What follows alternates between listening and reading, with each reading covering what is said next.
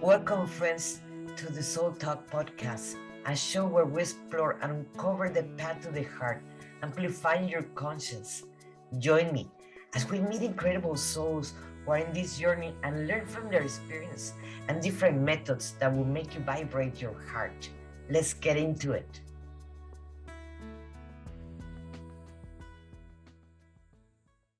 Hello, everyone. This is Monica Ramirez, the Warrior of Love, and thank you for being in Soul Talk.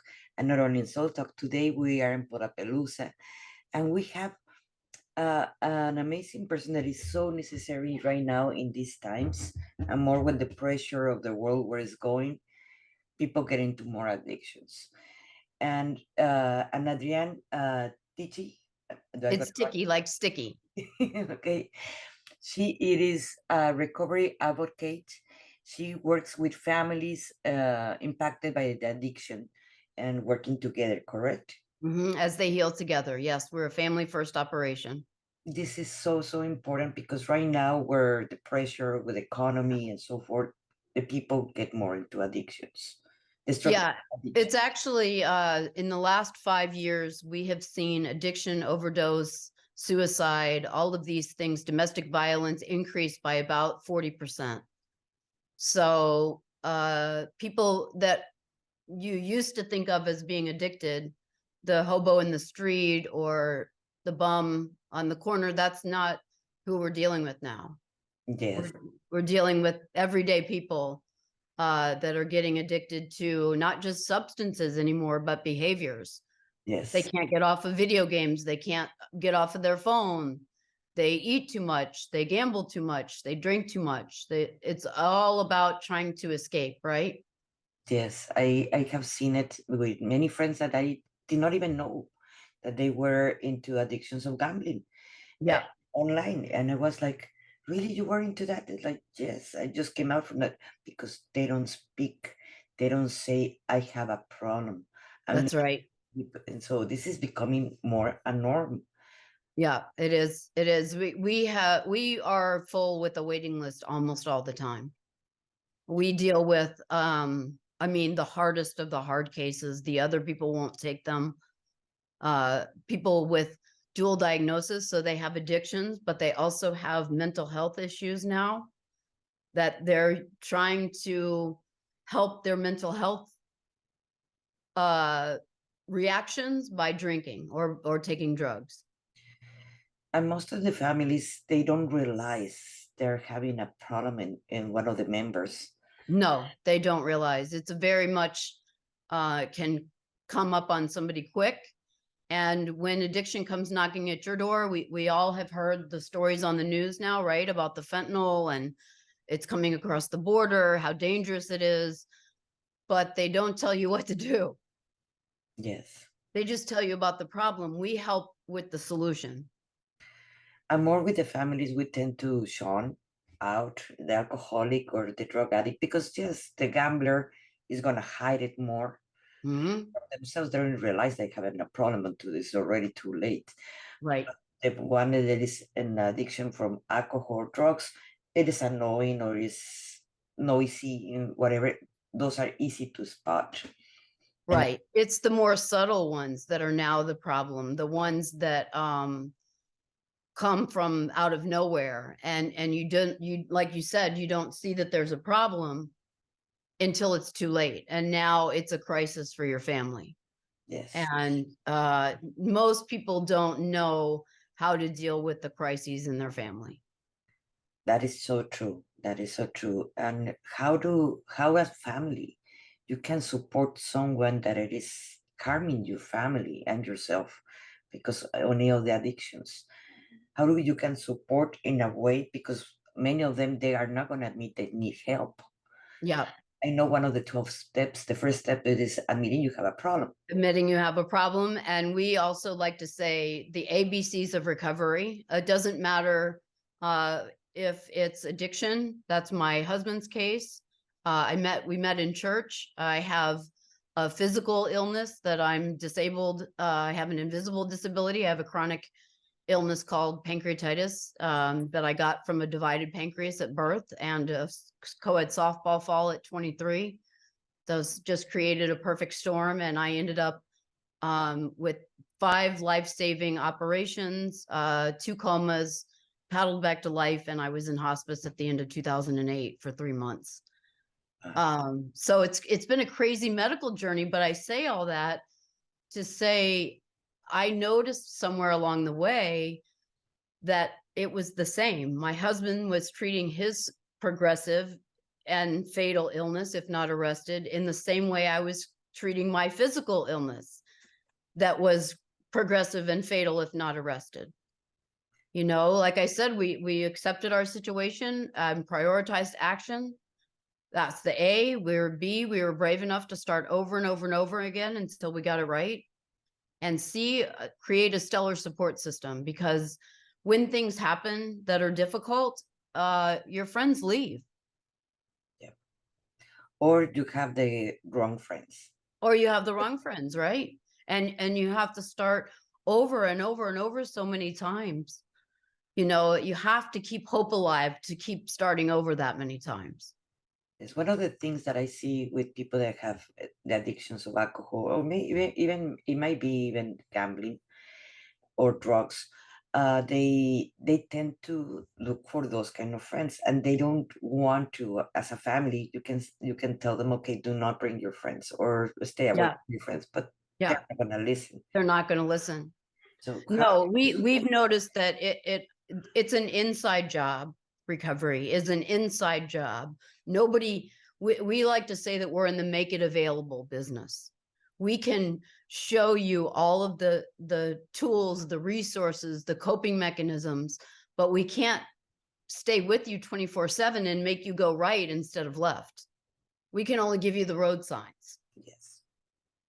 What are the road signs? How do you notice one of your members or your family is having? Change in behavior is number one. They start doing something that just, I'll give you an example.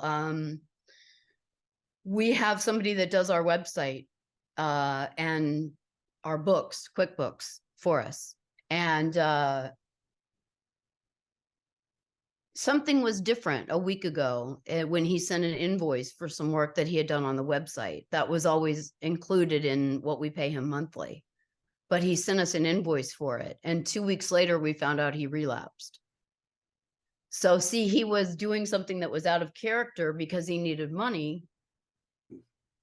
So we went, you know, just that thing that makes you go, hang on to that, because here's 2 weeks later, we found out, yeah, in fact, he was doing something different because he was in trouble. He needed the money. That's we're talking about. Those are addictions. It can be alcohol, drugs, or Yeah. gambling. Those cost money, but the ones that then do not cost money, but it's attitude, Oh, addictions, yes. that they don't cost money, but they can. They're very expensive to Yes, get rid of, right? They don't cost any money at first, but it ends up being a very expensive habit. Yes. yes, or And affects everybody in the family, right? It's some people react to it by denial, and denial can be thought of as don't even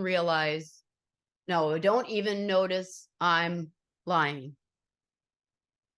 yes, Don't even notice I'm lying is denial, DENIAL.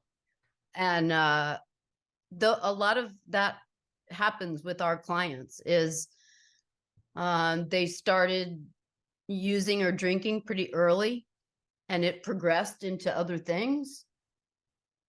And so we, like I said, we get them when they're not their first or second time around in treatment, but they've been to many treatment centers, many recovery residences with no luck, nobody helping them. that was my question. How do you force one of your members of your family to go to seek help when they're even not in denial? Yeah. They have a problem. That is They it's not always successful, because you do that's one of the main things to getting better is acknowledging that you have a problem. Now, that being said, not everybody shows up at our door with smiles and grins on. They're not liking that they're in a group home situation. And living in a group home is not like living in your own home. Mhm. You know, you're living with 5 other men in a single family house, 3 bedrooms, 2 baths. You share, you do chores together, you function like a little family, because we are re-educating people on how to be in the world without needing an escape. So my one of my one someone that I know close by, a friend of mine, they have Mhm. a son that they do not want to. They are completely in denial Yeah. that they have a problem, and the problem is that they need the drugs and they need the alcohol every Mhm. day. That's what it is, Every day. an addiction. Yep.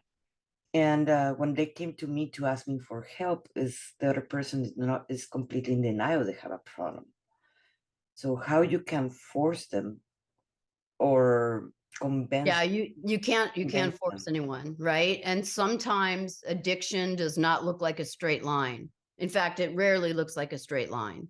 Yes. My husband's case, he got sober 23 and almost 24 years ago. He'll be 24 years sober on January the 14th. Um, I met him when he was only 6 years sober. Very different person, very different man, because the alcohol, the drugs, they're just a symptom Yep. of a bigger problem underneath, right? Yes.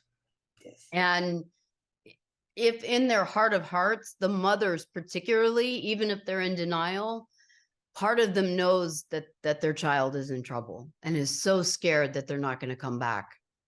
Yes. And when they're, let's say they're under 18, it's easier to convince them that you're going over there, you want to live in this group or whatever it is the Yeah, case. yeah, right. But over 30, it is very That's hard right. actually to convince them to you need to go to therapy, you need any kind of help. Any kind of help, whatever kind of help, that's what we want to be known as, the air traffic controllers of recovery. So you can call me even if you don't use our services, we can help people get to the right people. Yes. And so the first way that you can notice that someone is having any troubles, it is the change in behavior. The change in behavior, you start possibly catching them in lies Hmm.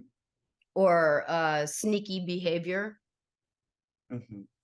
Um, the you might notice that your checkbook is a little lighter. You have money missing, and nobody wants to think to themselves, oh, this is my son, my daughter, my nephew, my brother stealing from me. It usually has to get very bad before the families reach out for help. I think that's why the work that we do is so important, is because the families don't know what to do and they don't know who to trust. We get them through treatment centers. And so they've been at the treatment center for usually like 30 days.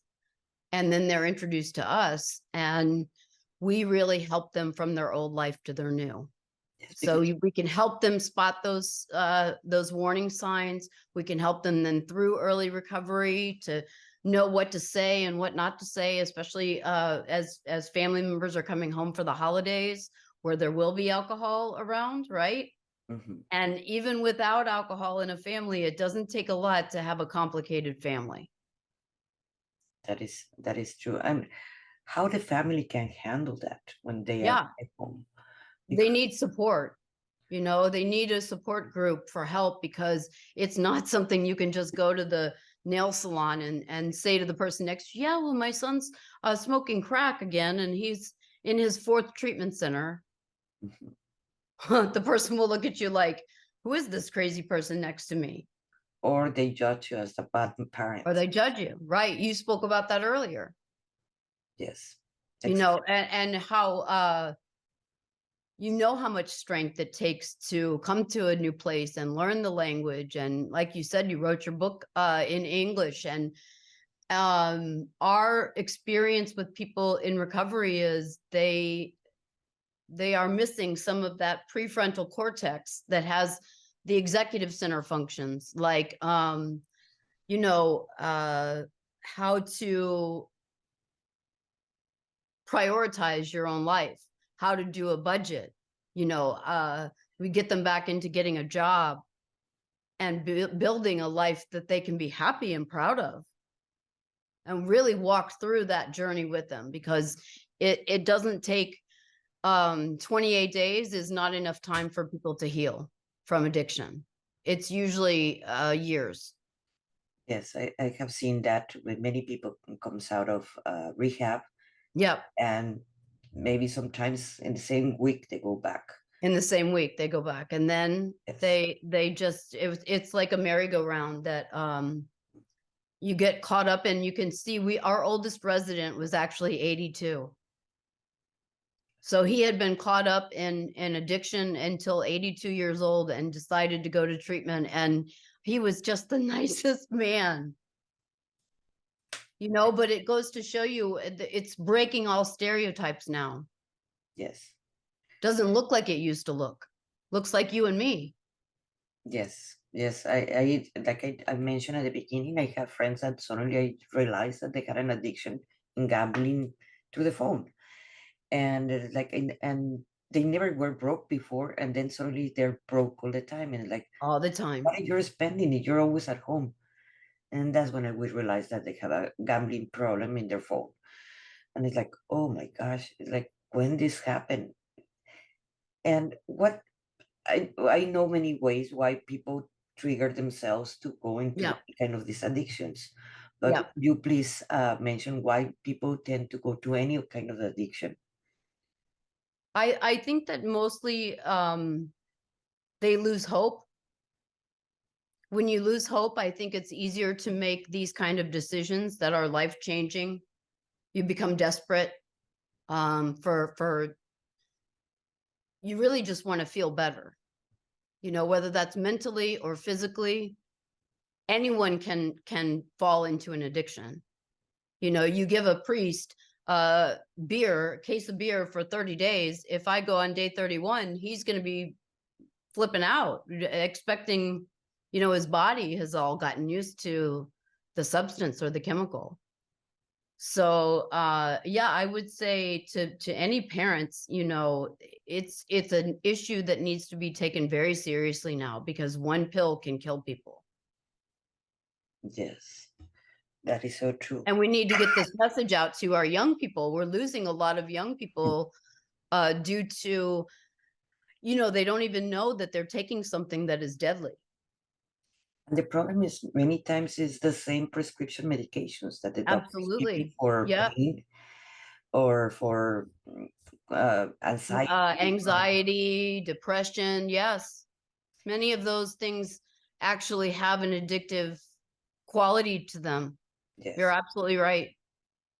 yes. And the problem is that they continue having the anxiety because they have only trying to treated the doctors with a medication, not Yeah. actually in therapy. So We always try to tell people, the answer is not in a bottle of any kind, yeah, not a prescription bottle, not a beer bottle, not a, there is no magic bullet. We are all going through a major shift in our lives. We've had just crazy things going on the last 4 or 5 years, right? yes. And some people have used better coping skills than others.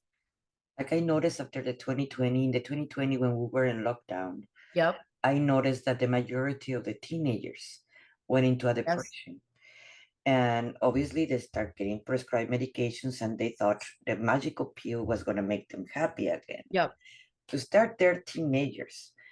That's one a deep one. It is a big one because they're not finished growing. Yes, and then you put them in lockdown. They cannot see friends. They cannot see anyone.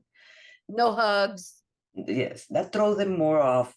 Hormonal things also Yes. going in there, and the magical pill, it is not gonna work if they don't go to therapy. But therapy, let's be honest, at least in United States, is very expensive.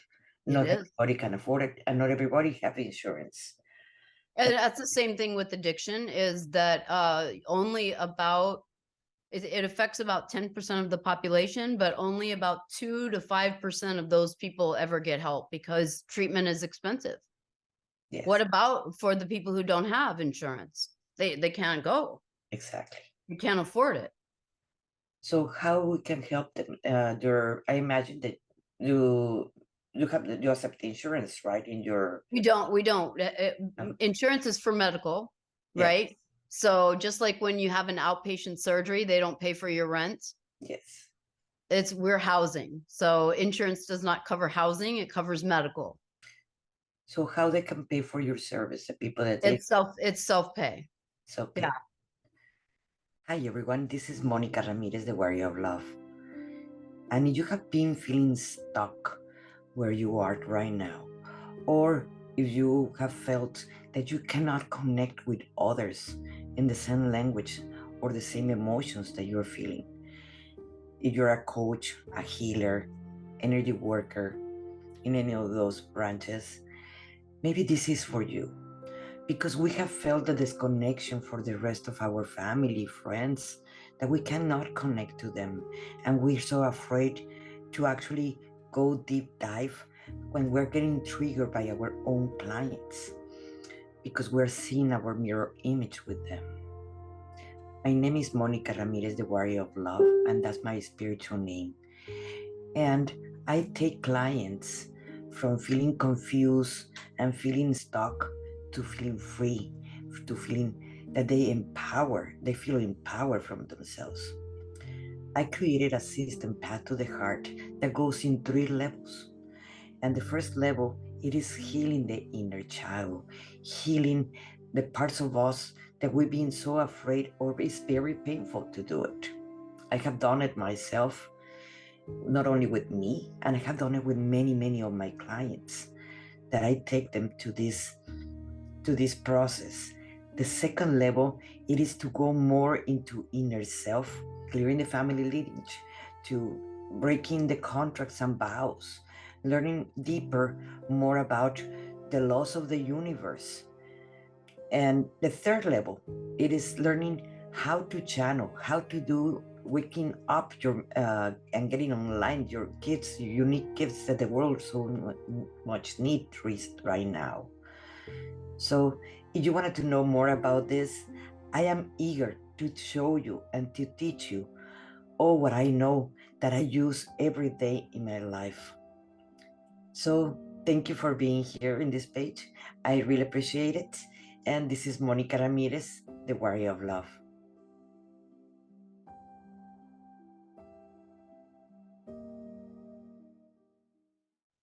Okay, what do you think it will be the solution for to help them out if they don't have medical insurance or money to pay for this?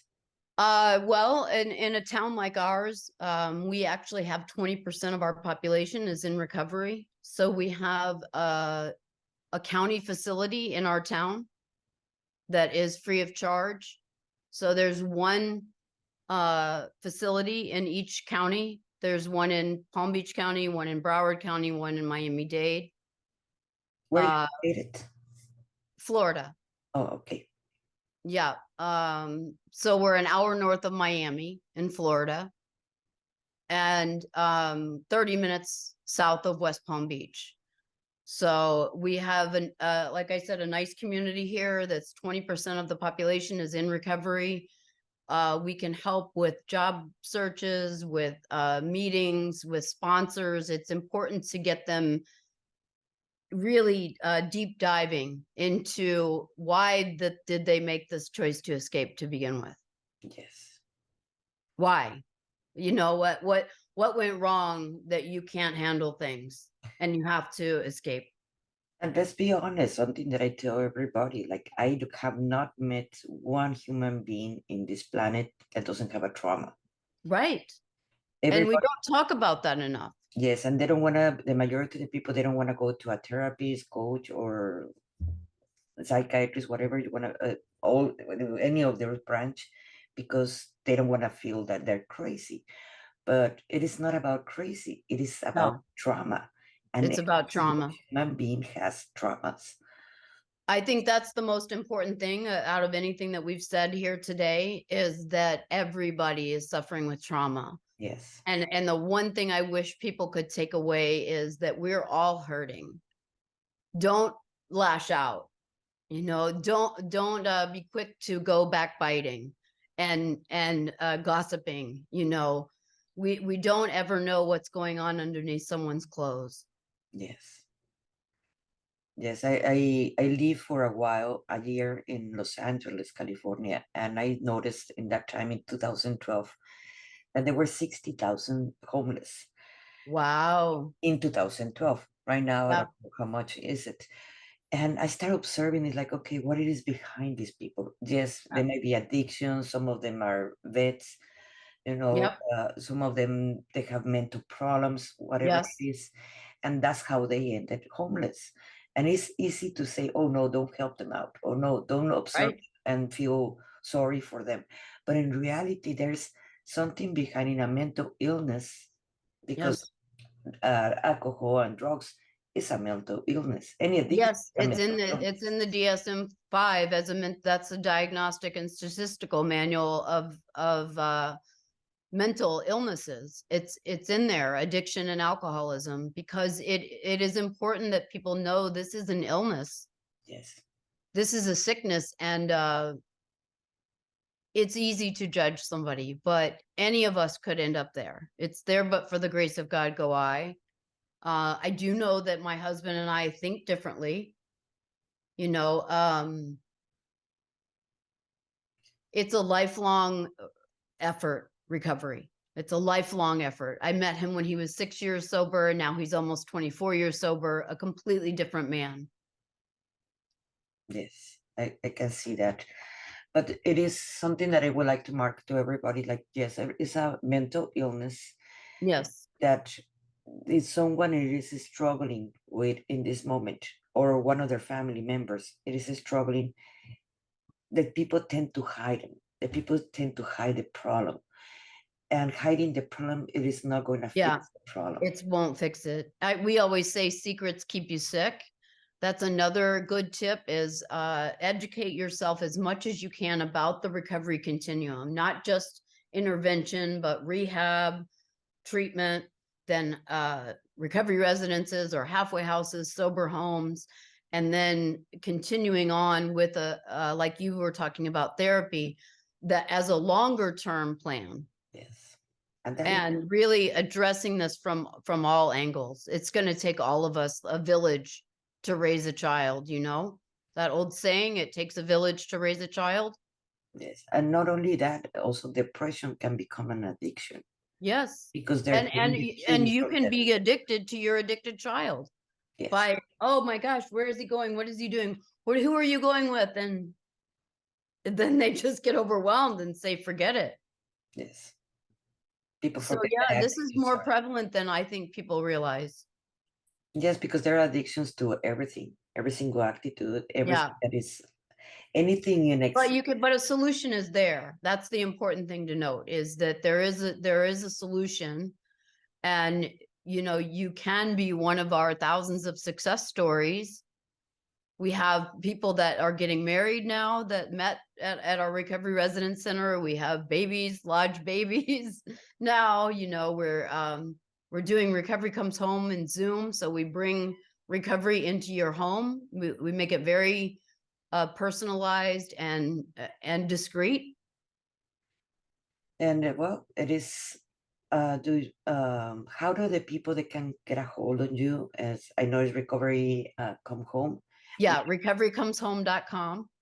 Okay, I'm gonna put the link underneath on this video, so like Uh, people that would be can. great. Yeah. You want me to put it in the chat?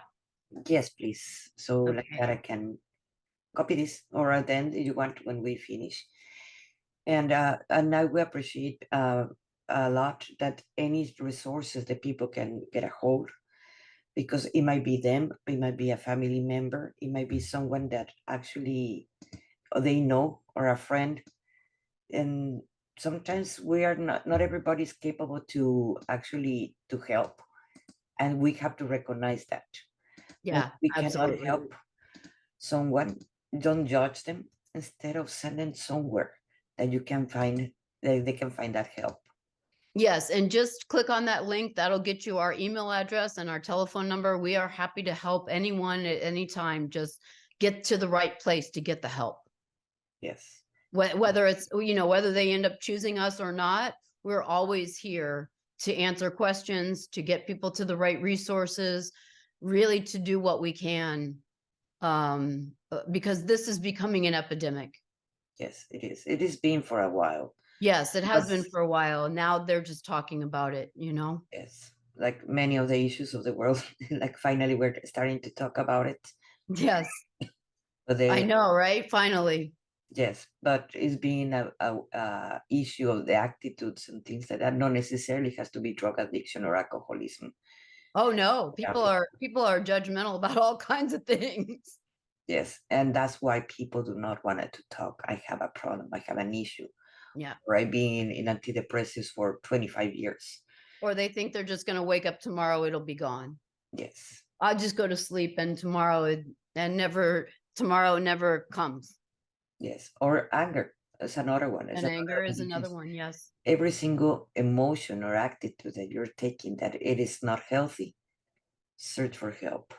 Yeah, absolutely. Reach out. We can help you. We're happy to help. Please reach out. Thank you so much, Adrianne. It was really my pleasure to talk to you, and I will be sharing this and I will be sending you an email soon. Thank, That sounds great. I'll share it with my tribe as well, and I'll see you on the Zoom world. thank you, everybody, for listening. Thank you for being in Soul Talk, and don't forget to ask us for our program, for our membership from Path to the Heart. Thank you so much. This is Monica Ramirez, the Warrior of Love.